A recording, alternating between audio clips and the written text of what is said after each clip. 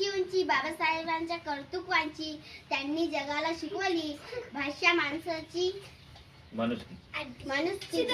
सर्वांना माझा नमस्कार. माझे नाव आरजू आहे. मी वर्ग 4थीत शिकते. आज 14 एप्रिल आपण भारतरत्न डॉक्टर बाबासाहेब आंबेडकर या करावी जयंती साजरी करत आहोत. त्यांचा जन्म 14 एप्रिल 1891 रोजी मध्य प्रदेश यातली महू या गावी झाला. त्यांच्या वडिलांचे नाव रामजी व आईचे नाव भीमाबाई होते.